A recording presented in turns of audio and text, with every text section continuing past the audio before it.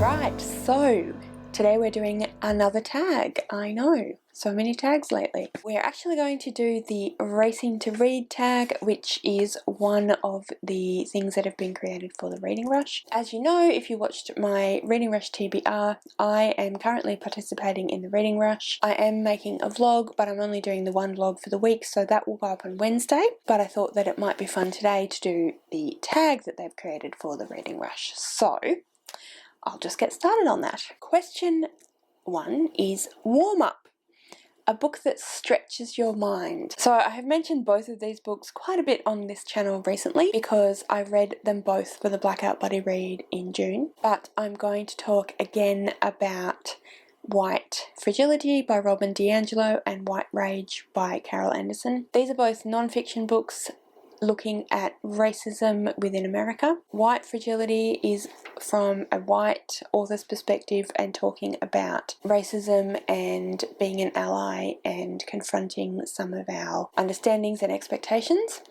And White Rage is from a black author, and it is more about the history of systemic racism within the United States. So both of those really did stretch my mind, made me think a lot about racism, about my own understanding of racism, my own prejudices and expectations around race and racism.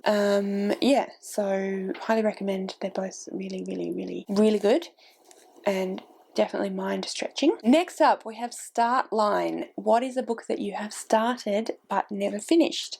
And for that, we have The Goldfinch by Donna Tartt. This is a very chunky book, which I think is part of the reason why I didn't finish this book. So it is 864 pages long, so it's a little bit daunting in length, but I probably, oh look, there's still a bookmark in it. I got up to page 90 and I put it down. I don't really have any particular reason why I put it down. I didn't DNF it. I think I just wasn't really in the mood to read it. Definitely want to read it. Donna Tartt is a really great author. I really like the way that she writes. I like her style, but I just didn't quite, just wasn't in the mood, I think. So yeah, there's that one. Then we have Sprint, a book that you read really quickly. I don't have this book anymore because I returned it to the library, but I'm going to go with Jurassic Park by Michael Crichton. I read this book last year. I probably am due a reread, I think, but we'll see whether that happens. I read this book in one sitting, in one day, 450 pages, and I sat down in the morning and I basically just couldn't put it down. And I finished it at about, I think, 9 o'clock that night. Yeah, so I know a lot of people can read that many pages in a day, but I can't usually. But yeah, I read that book in a day because it was just really interesting and amazing. So that was that one. Marathon is the next one. What is your favourite long book? And I have chosen The Mad Ship by Robin Hobb. So this is the second book in the Live Ship Traders trilogy, which is the second trilogy in the Elderling series by Robin Hobb.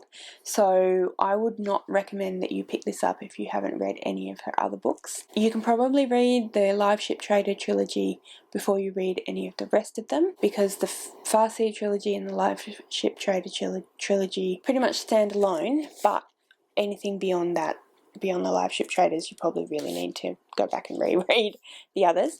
I love Robin Hobb, as you would know if you have seen my favourite series video, which I will link in the description below. It is my favourite series of all time, and the Live Ship Traders is probably my favourite trilogy within that series, and this one is my favourite book in that trilogy. And as you can see, it's quite a chunker. It is 906 pages long. So I know that it's not the longest book ever written, but it's my favourite long book. Next question is hurdles. What is a book that had some ups and downs? And for that one, I am going with The Bronze Horseman by Paulina Simmons. I read this for the Eurovision contest readathon, which took place April to May this year, and I did really enjoy it. I thought it was a really great book, but the reason I've chosen it is because there were some parts of this book that I thought were just a little too long and they dragged a bit for me. So those were the downs, the long parts that dragged a bit, but then I really enjoyed the storyline and the way that she wrote the story. I did enjoy some of the minutiae of the lives of these characters. I just, honestly, some of it, she could have had that information in there and it would have been, she didn't need to write as much. Yeah, so that's why that one was chosen. Next up is Finish Line, a book that you are proud to have finished. And for this one, I've gone with another Donna Tartt,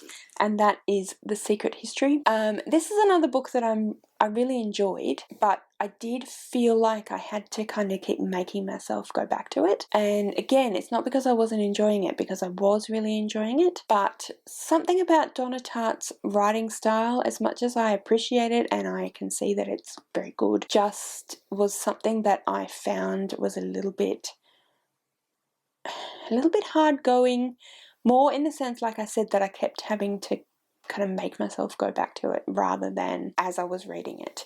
And I think that might be my experience with this one as well when I eventually pick this up again. So these are literary fiction books, and I usually quite like literary fiction, depending obviously on what it is, but yeah, I don't really know entirely why. That's just how I was feeling with this one. So I was proud that I stuck with it and that I read it because I did enjoy it when all is said and done. So next up is Gold Medal. Best book that you've read during a readathon. So until last year when I started my booktube channel, I hadn't been in a readathon until since I was like 13 or something like that. So yeah, I can really only choose books that I have mentioned probably quite a few times on this channel, and I'm going to go with The Million Pieces of Nina Gill, which I don't have because I lent it to my friend Michelle. But anyway, yes, The Million Pieces of Nina Gill by Emma Smith Barton. I have chosen this one because I really enjoyed reading it. I thought it was really well written. I thought it was a really interesting take on a really interesting perspective on mental health. I thought it was done really well and really respectfully. And the final prompt is participation ribbon. Read an underrated book.